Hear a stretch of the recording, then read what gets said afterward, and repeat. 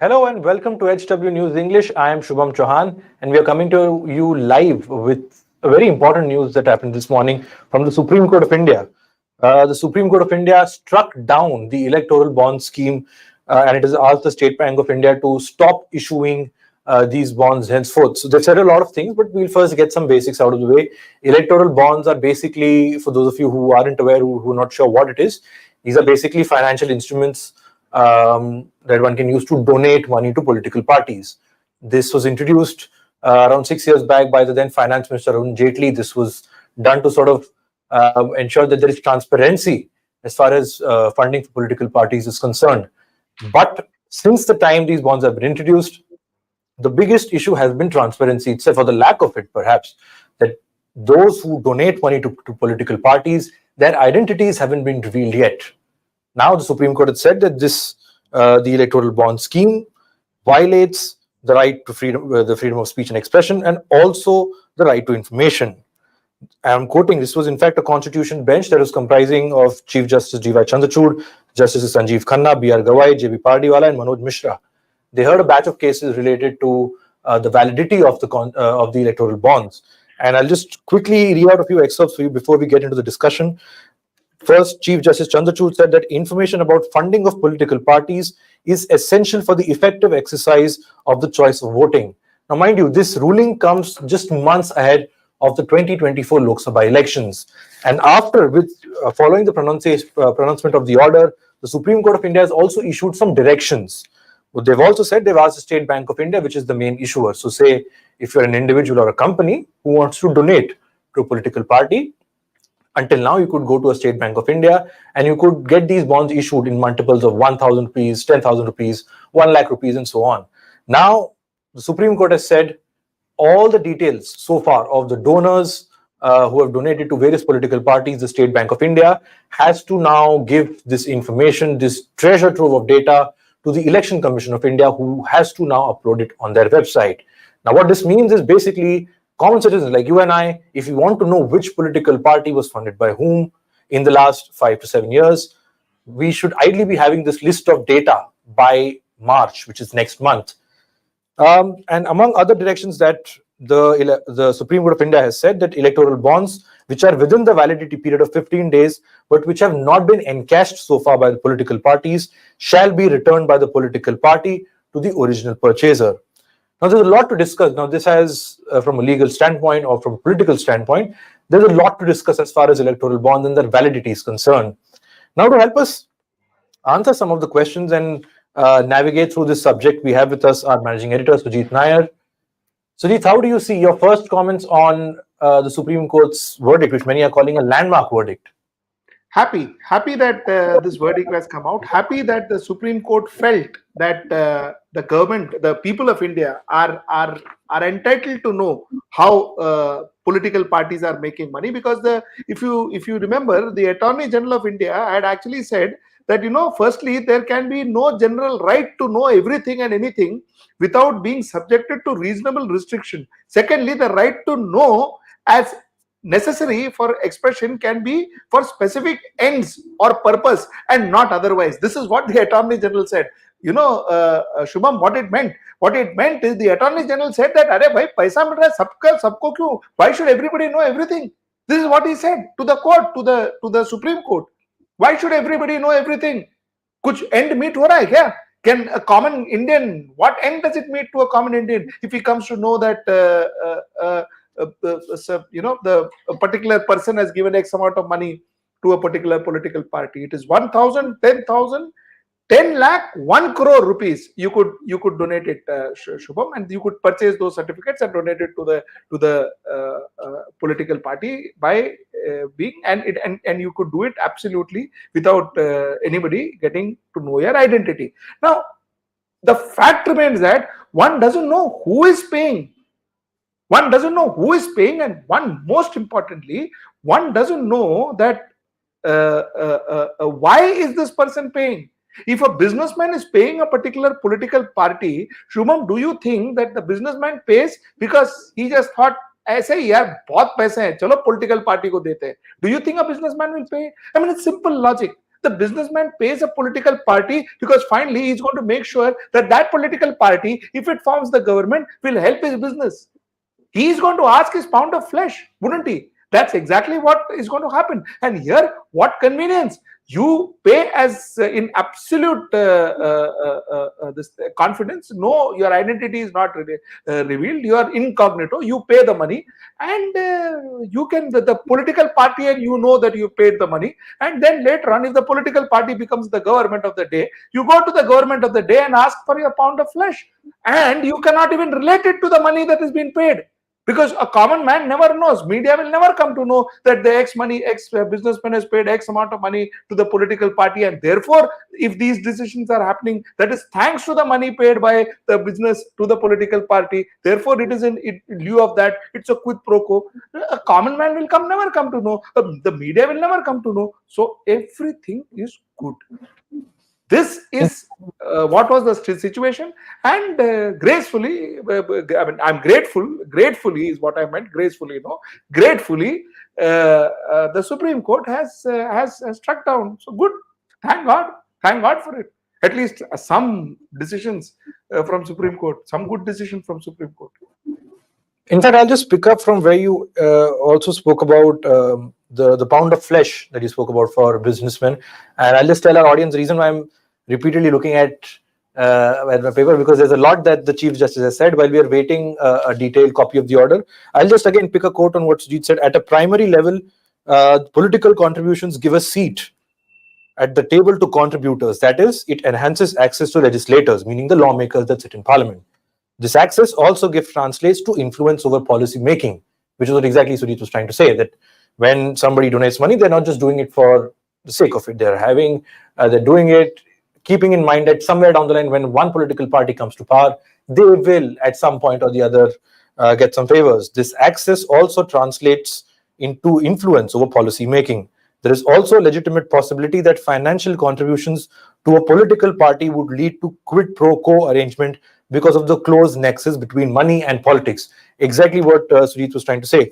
Now, before I come to the next question, I would like to present a stat here.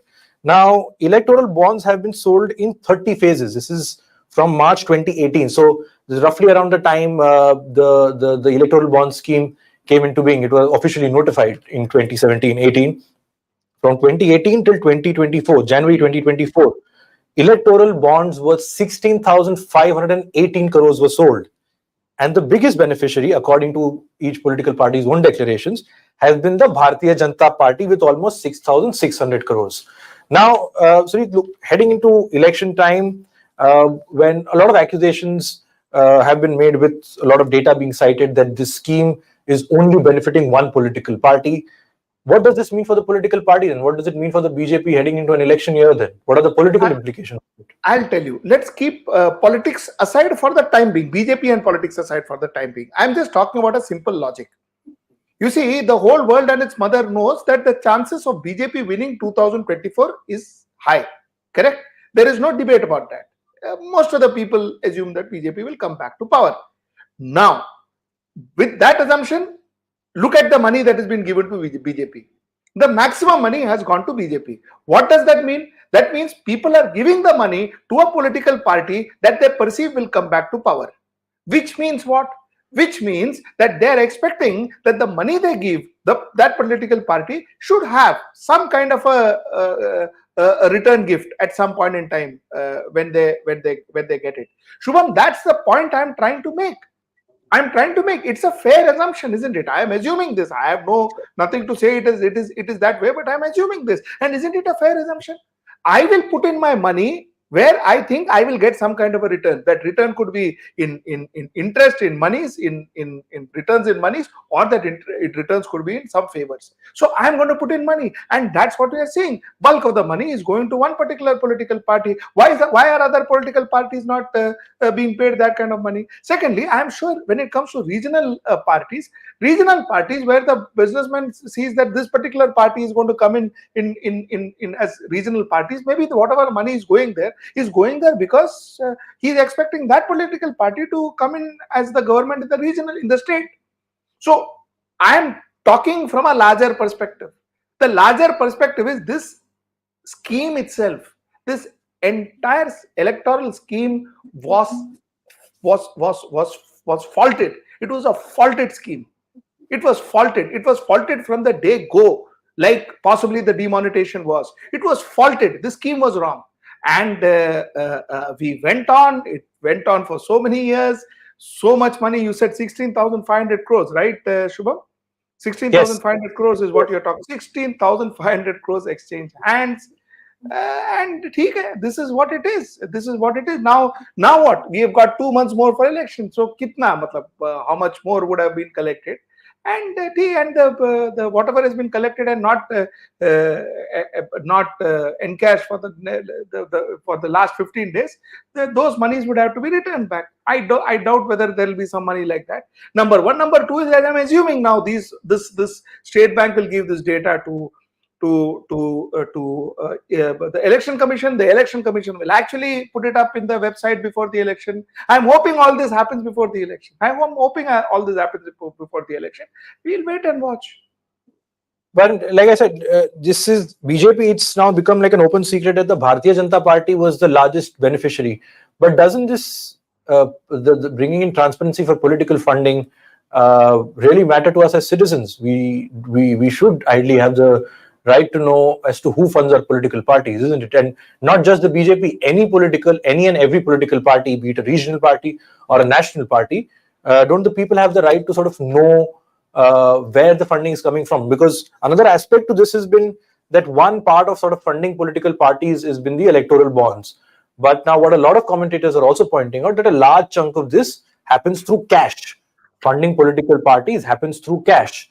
So what happens to political funding of political parties now with the electoral bonds out? Does that mean there will be more transparency in the system, or how does one look at it now? See, I'll tell you. I am re-quoting what the Attorney General of India said, because Shubham, I want to focus on this concept of transparency.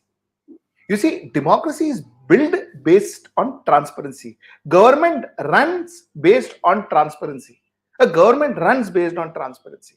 Okay, fundings happens based on transparency. Now, when you make 100 rupees, aren't you supposed to tell the government how you made that 100 rupees? Isn't that fair? Can you ask the way Attorney General asked? Firstly, there can be no general right to know everything and anything and everything without being subjected to reasonable restrictions. Secondly, the right to know as necessary for expression can be for specific ends or purpose and not otherwise. I'm reading this statement twice. The reason I'm reading this statement twice is, can a citizen of India tell the government that, Baba, you need to know things on right to know basis? I will not divulge everything. Why do you want to know this? Today your government is entering your bedroom. Today you are saying that you can't have a live-in relationship because they are entering your bedroom. Today a lot of governments are entering your kitchen to see what you are eating. So that right to know is there. That is not a problem. That is good, Baba. But when it comes to the government says, why do you want to know? This is what is happening. Now the point is, it is like this. Who is funding? If a common citizen doesn't know who is funding, how do I know that the government will be unbiased? How do I know if some deals are given to some particular company, it is not quid pro quo? How do I know?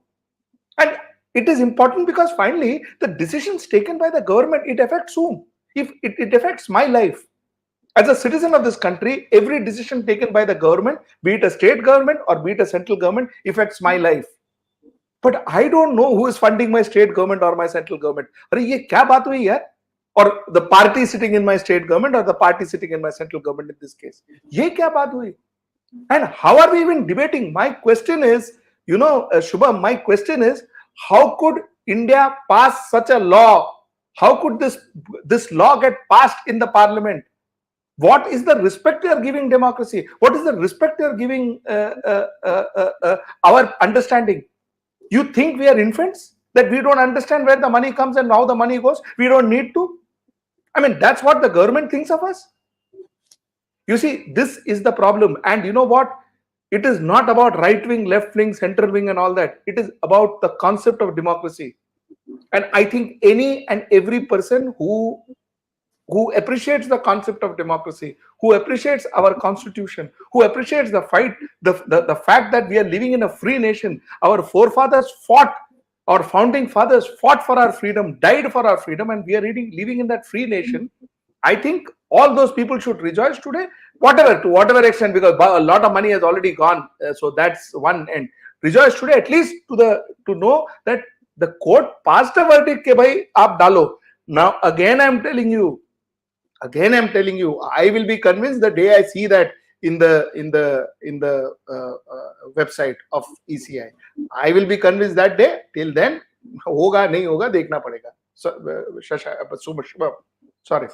Final two questions before we wind up this discussion. The first is, now, what does it mean for the center? Now, again, the moment the judgment came in, there was a lot of speculation as to what the next step of the union government will be. Will they bring in an ordinance to ensure that they overturn this decision? In the realm of possibilities, what do you think? What options does the center have 2 months before an election year, with poll dates set to be announced in, say, a few weeks from now? What are the options left for the central government? Because March 16th, if I'm not wrong, is the date. March 13th is the date that the Election Commission has to ensure that this data, all of this data that the SBI hands them over, is up on the website. So what are the possible options that the center has? Before I get into the political bit, which will be my last question. See, I'll tell you. Let us hope the EC does that. There was a deadline given to our speaker in Maharashtra to decide. Did he decide that date? So let us see whether ECI does it. Let us see whether it goes up in the website. I am hopeful. I am praying it should happen, but I don't know. I hope it happens. Let us see whether it happens. That's number one. Number two is, water finds its own way, Shubham. Money will find its own way to the political party. So I am saying, "Theek hai yaar." I mean, one way is out, there will be another way for money to reach the political party. So that's one. This would have been easier way. The reason why one gets upset is because this was passed as a law.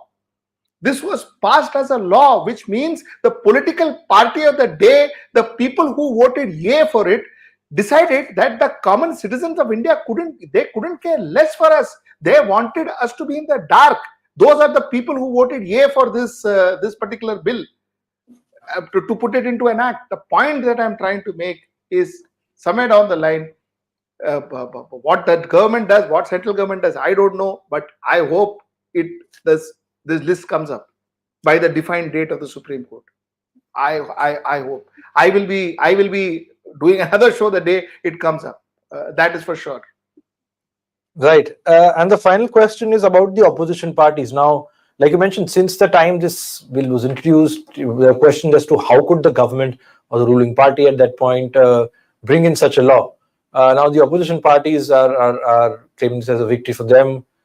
Heading into election time, doesn't this then become a plausible vote plank, say, for the opposition parties, that they can turn around and say, look, we opposed this at the time. Now the Supreme Court has sort of indicated our stand that the electoral bond scheme that Arun Jaitley had introduced with so much fanfare, now the Supreme Court has sort of junked it altogether. So does that mean that they've got another point to use it or hold it against the BJP, regardless of what the prospects are? On the agenda front, do they have another, does the opposition have another item to add to their list now? Shubham, I may sound very negative. I may sound very cynical, but let me ask you: was the opposition having dearth of points to pick it up and question the government? The opposition never questioned the government on Adani. The opposition never questioned the government on unemployment. The opposition never questioned the government on price rise. The opposition never questioned the government on the fact that we are almost all our neighborhood are kind of not very friendly with us anymore. Opposition, what did the opposition raise? That one Rahul Gandhi raised about Modi and Adani and all of that. That is happening at one end. The rest of the opposition decided not to raise it. That is happening at other end. So nobody raised about inflation. Nobody raised about problems that a common man was facing. Nobody raised problems about fuel price. They were busy raising problem what that ED is attacking them and IT is attacking them and all of that. They were busy bother about their own self. Did they raise problems of the people? Did they come into the streets like BJP did in 2013? You see, look at the gas price, look at the price of fuel, what was in 2013 and what is in 2024. Look at the difference. Did anybody come back? Did anybody come out? Look at the unemployment rate. Did anybody come out? Look at the labor participation rate. Did anybody come out? Look at the hunger index. Did anybody come out and say our people are hungry? Did anybody come out? So what opposition here? Opposition had enough and more reasons to come out and get out the government or question the government. They went by saying what affected them. That is their ED is troubling us. That is troubling us. This is troubling us. That is what they went to the people with. That is what they went to the government with. That too not effectively. So what is this going to make a difference? It will make no difference. It will make no difference in India's elections. It will make no difference in 2024 polling. It will make no difference. Let me assure you this. Right. On that note, we thank everyone for tuning in for the live. Thank you, Sujit. And just to wind up one final time, the Supreme Court has struck down the electoral bond scheme, terming it as unconstitutional. Now, it remains to be seen with voting just a few months from now, how it sort of plays out in the dynamics. Remember, the Election Commission of India has to now make the data public as to who were the donors, which were the political parties, which benefited, how much money was given. That means a lot of data, a lot of finer details that weren't available in the public domain in the last few years will now be, or is rather expected to be public in a few weeks from now. That's all we have for this live. Thank you so much for tuning in.